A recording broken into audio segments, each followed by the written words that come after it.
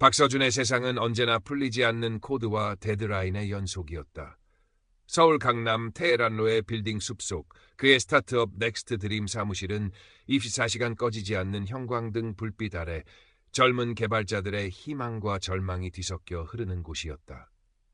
32의 서준은 그곳에서 가장 위태로운 줄타기를 하는 고개사였다. 책상 위에는 빈 에너지 드링크 캔들이 탑처럼 쌓여 있었고 그의 눈은 만성적인 수면 부족으로 콘했다. 성공해야 한다. 아니, 성공하지 않으면 끝장이라는 강박감이 그의 목을 조르고 있었다. 어린 시절부터 장남이라는 무게와 부모님의 기대를 한몸에 받으며 자란 그는 명문대를 졸업하고 대기업에 입사했지만 숨막히는 조직 문화와 비인간적인 경쟁의 환멸을 느끼고 뛰쳐나왔다. 넥스트 드림은 그에게 마지막 기회처럼 느껴졌다. 하지만 현실은 냉혹했다. 야심차게 준비한 프로젝트는 투자 유치에 번번이 실패했고 팀장의 날선 질책과 팀원들과의 보이지 않는 신경전은 그의 마지막 남은 자존감마저 갉아먹고 있었다. 과거 가장 친하다고 믿었던 친구에게 뒤통수를 맞았던 기억은 그의 인간 불신을 더욱 깊게 만들었다. 그는 날카로운 눈매 뒤에 불안과 피로를 숨긴 채 구겨진 셔츠처럼 위태로운 하루하루를 버텨내고 있었다. 운명의 날, 중요한 투자 유치 프레젠테이션이 있던 날이었다. 밤샘 작업으로 몽롱한 정신을 커피로 겨우 붙들었지만 그의 발표는 최악이었다. 긴장한 탓에 목소리는 염소처럼 떨렸고 갑작스러운 노트북 오류는 그의 머릿속을 하얗게 만들었다. 투자자들의 싸늘한 시선, 팀장의 노골적인 실망감, 모든 것이 끝났다는 절망이 해일처럼 그를 덮쳤다. 사무실로 돌아온 그는 팀원들의 수군거림과 동정 어린 시선을 애써 외면하며 짐을 챙겼다. 결국 난 안 되는 건가? 이 지긋지긋한 세상. 그날 밤 서준은 홀로 한강공원을 찾았다. 취기 오른 눈으로 일렁이는 강물을 바라보았다. 수면 위로 부서지는 도시의 불빛들이 마치 자신을 비웃는 듯했다. 과거의 실패, 친구의 배신, 그리고 오늘 겪은 처참한 좌절감이 뒤엉켜 그의 이성을 마비시켰다. 비틀거리던 그는 발을 헛디뎠고 차갑고 축축한 어둠이 순식간에 그를 삼켰다. 아, 이대로 끝인가? 숨이 막혀오는 극심한 고통 속에서 그의 의식은 희미해져갔다. 얼마나 시간이 흘렀을까? 서준은 문득 자신이 강물 위에 떠 있음을 깨달았다. 아니, 정확히는 강물에 빠져 허우적대는 자신의 몸을 내려다보고 있었다. 믿을 수 없는 광경이었다. 이건 내가 아니야. 말도 안 돼. 그의 목소리는 아무에게도 들리지 않았다. 고지어 129 구급대원들의 다급한 외침과 사이렌 소리가 아득하게 들려왔다. 그들은 축 늘어진 그의 몸을 건져내 심폐소생술을 시작했다. 그는 구급차에 실려 대학병원 응급실로 향하는 자신의 모습을 무력하게 따라갈 수밖에 없었다. 응급실의 소독약 냄새, 분주한 의료진들의 움직임, 그리고 절규하는 어머니와 망연자실한 표정으로 굳어버린 친구 선우의 모습이 유리창 너머 풍경처럼 비현실적으로 다가왔다. 의사들이 그의 어머니에게 가망이 없다는 듯 고개를 젓는 순간 그의 영혼은 마치 블랙홀에 빨려 들어가듯 강렬한 빛 속으로 휩쓸렸다. 길고 어두운 터널의 끝에는 눈부시게 아름다운 빛이 있었다. 그 빛을 통과하자 서준은 이제껏 단 한 번도 경험하지 못한 평화와 고요함이 가득한 공간에 서 있었다. 마치 새벽 옆 안개가 짙게 들이운 소나무 숲 같기도 했고 밤하늘의 은하수가 발밑까지 쏟아져 내리는 광활한 우주 공간 같기도 했다. 시간과 공간의 모든 제약이 사라진 듯한 그곳에서 그는 성별을 가늠하기 어려운 신비로운 존재와 마주했다. 맑고 투명한 빛을 발하는 존재는 온화한 미소로 그를 바라보며 생각으로 말을 걸어왔다. 박서준 씨, 이곳은 깨달음의 정원입니다. 두려워하지 마세요. 그 존재는 자신을 지안이라고 소개했다.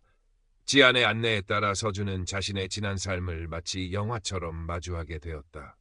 부모님의 기대에 부응하기 위해 자신의 꿈을 억눌렀던 어린 시절, 성공이라는 허울 좋은 목표만을 찾으며 진정한 자신을 잃어버렸던 대학 시절과 직장 생활, 이기심 때문에 가장 친했던 친구에게 씻을 수 없는 상처를 주었던 순간, 직장에서 동료들을 밟고 올라서야 할 경쟁자로만 여기며 나를 세웠던 모습들이 파노라마처럼 눈앞에 펼쳐졌다.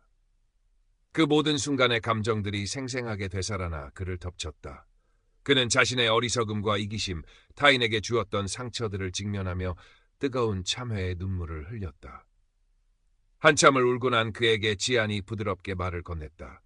괜찮습니다, 서준 씨. 모든 경험은 배움을 위한 과정일 뿐입니다.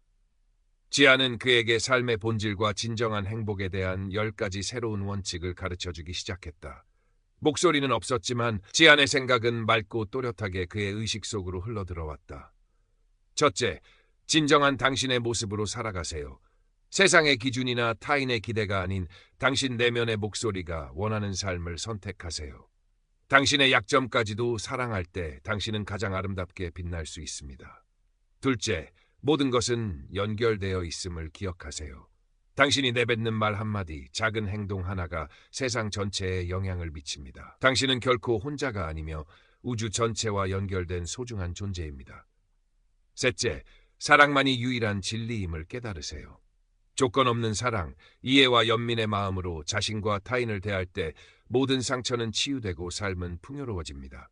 넷째, 당신 안의 목소리에 귀 기울이세요. 직관, 영감, 양심이라고 불리는 그것은 당신을 위한 가장 정확한 내비게이션입니다. 세상의 소음에서 벗어나 고요히 귀 기울일 때 당신은 나아갈 길을 발견할 것입니다. 다섯째, 과거를 용서하고 현재를 온전히 살아가세요. 과거의 후회나 미래의 불안에 얽매이지 마세요. 용서는 당신 자신을 위한 가장 큰 선물이며 현재는 당신에게 주어진 유일한 시간입니다. 여섯째, 두려움은 환상임을 인지하세요. 실패에 대한 두려움, 거절에 대한 두려움, 미지의 것에 대한 두려움은 당신의 마음이 만들어낸 그림자일 뿐입니다. 용기를 내어 그 그림자 속으로 걸어 들어갈 때 두려움은 힘을 잃게 됩니다. 일곱째, 모든 경험에서 배우고 감사하세요. 기쁨뿐만 아니라 슬픔과 고통 속에서도 성장의 씨앗은 숨겨져 있습니다. 당신이 겪는 모든 일은 당신을 더욱 강하고 지혜롭게 만들기 위한 우주의 선물입니다. 여덟째, 당신은 세상을 아름답게 만들 수 있는 창조자입니다. 당신의 생각, 말, 행동을 통해 당신은 자신의 현실을 창조합니다. 긍정적인 생각과 선한 의지로 당신의 삶과 세상을 아름답게 가꾸어 나가세요. 아홉째, 당신 안의 빛을 세상과 나누세요. 당신의 재능, 친절, 사랑을 아낌없이 나눌 때 그 빛은 더욱 커져 당신과 세상을 밝힐 것입니다. 열째, 삶은 균형을 찾아가는 여정입니다. 일과 휴식, 영혼과 육체, 개인과 공동체 사이에서 조화로운 균형을 이룰 때 당신은 진정한 평화와 행복을 경험할 수 있습니다. 각 원칙에 대한 지안의 설명은 서준의 가슴 깊이 스며들었다. 그는 자신의 삶을 되돌아보며 각 원칙들이 어떤 의미를 갖는지 그리고 앞으로 어떻게 살아가야 할지를 처절하게 깨달았다. 영혼을 울리는 가르침이었다. 그는 이곳 깨달음의 정원의 평화로움과 지안의 따뜻함에 영원히 머물고 싶다는 강한 유혹을 느꼈다. 하지만 그 순간 그의 가슴 속에서 자신을 기다리는 어머니의 슬픈 얼굴과 선우의 걱정스러운 눈빛이 선명하게 떠올랐다. 그들을 향한 미안함과 사랑, 그리고 아직 다 살아보지 못한 삶에 대한 미련이 파도처럼 밀려왔다. 돌아가고 싶어요. 다시 한번 제대로 살아보고 싶습니다. 서준이 떨리는 목소리로 말했다. 지안은 부드러운 미소를 지으며 고개를 끄덕였다. 선택은 당신의 몫입니다, 서준 씨. 하지만 돌아간다면 이전과는 전혀 다른 삶을 살아야 할 것입니다. 그럴 준비가 되었나요? 서준은 굳은 결의에 찬 눈빛으로 지안을 바라보며 힘차게 대답했다. 네, 준비되었습니다. 지안이 서준을 빛으로 부드럽게 감싸 안았다. 가장 깊은 절망 속에서 삶의 가장 찬란한 의미를 발견하게 될 것입니다. 당신은 혼자가 아니에요. 항상 기억하세요. 지안의 마지막 말이 그의 영혼에 각인되는 순간 서준은 마치 거대한 자석에 이끌리듯 강렬한 에너지와 함께 자신의 육체 속으로 빨려 들어가는 듯한 격렬한 고통과 동시에 설명할 수 없는 환희를 느꼈다. 병원 중환자실, 그의 심전도 모니터에 멈췄던 파형이 기적처럼 다시 움직이기 시작했다. 환자 돌아왔어요. 제세동기 준비. 의료진들의 다급한 외침이 그의 희미해져가는 의식 속으로 아련하게 들려왔다. 며칠 후 박서준은 병실 침대에서 천천히 눈을 떴다. 온몸이 납덩이처럼 무거웠고 머릿속은 안개가 낀 것처럼 혼란스러웠다. 자신이 겪었던 모든 일들이 한바탕 긴 꿈처럼 느껴졌다. 하지만 꿈이라고 하기에는 너무나도 생생한 기억들, 지안의 목소리, 10가지 원칙들, 그리고 가슴속 깊이 남아있는 따뜻한 감촉. 그는 현실과 꿈의 경계에서 한동안 방황했다. 퇴원 후의 삶은 녹록지 않았다. 쇠약해진 몸은 쉽게 지쳤고 세상은 여전히 차갑고 경쟁적이었다. 문득문득 영적 체험의 기억이 떠오를 때면 현실의 각박함과의 괴리감에 깊은 무력감에 빠지기도 했다. 하지만 그럴 때마다 친구 선우가 곁을 지켜주었다. 서준의 믿기 힘든 이야기를 묵묵히 들어주고 그의 작은 변화들을 진심으로 응원해 주었다. 서준아, 네가 뭘 봤든 뭘 느꼈든 그게 지금의 너를 더 좋은 사람으로 만들고 있다면 그걸로 된 거야. 선우의 따뜻한 말은 서준에게 큰 힘이 되었다. 서준은 지안의 가르침을 떠올리며 조금씩 새로운 삶을 살아가기 시작했다. 아침에 눈을 뜰 때마다 살아있음에 감사했고 창밖으로 쏟아지는 햇살 한 줌, 길가에 핀 작은 들꽃 한 송이에서도 이전에는 느끼지 못했던 아름다움을 발견했다. 성공에 대한 조급함을 내려놓자 일상의 소소한 순간들이 선물처럼 다가왔다.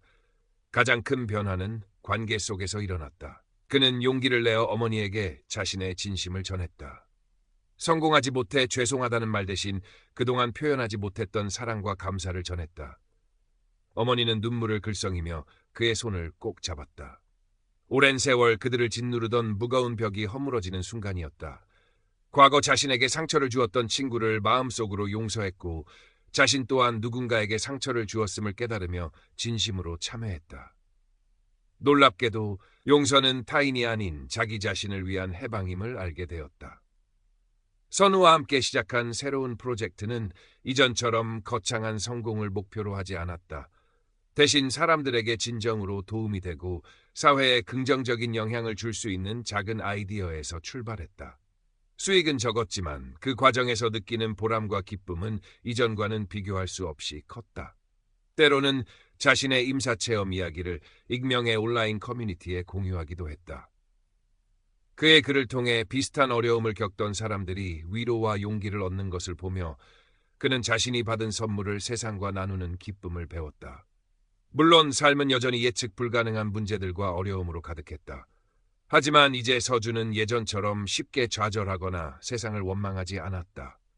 그의 마음속에는 지안이 심어준 빛, 사랑과 감사, 그리고 연결의 지혜가 단단한 뿌리를 내리고 있었다. 어느 맑은 가을날 아침, 서준은 한강공원 벤치에 앉아 떠오르는 해를 바라보고 있었다. 차갑게 그를 삼켰던 강물은 이제 따스한 햇살을 받아 반짝이고 있었다. 그의 얼굴에는 과거의 날카로움 대신 깊은 평온함과 온화한 미소가 자리 잡고 있었다. 그는 가만히 눈을 감고 속삭였다. 오늘도 살아있음에 감사합니다. 그리고 사랑합니다. 이 모든 것을. 그의 가슴 속에서 지안의 목소리가 잔잔한 메아리처럼 울려 퍼지는 듯했다. 기억하세요, 서준 씨. 당신은 혼자가 아니에요. 당신 안의 빛을 따라 계속 걸어가세요. 서준은 다시 천천히 눈을 떴다. 그의 앞에는 또 다른 하루가 새로운 배움과 사랑으로 채워질 또 다른 여정이 기다리고 있었다. 그는 조용히 일어서서 가볍고 힘찬 발걸음으로 아침 햇살 속을 걸어 나갔다. 그의 발걸음은 더 이상 성공을 향한 조급한 질주가 아니었다. 그것은 매 순간 깨어있고 감사하며 사랑하는 법을 배워가는 한 인간의 성숙하고 아름다운 춤사위였다.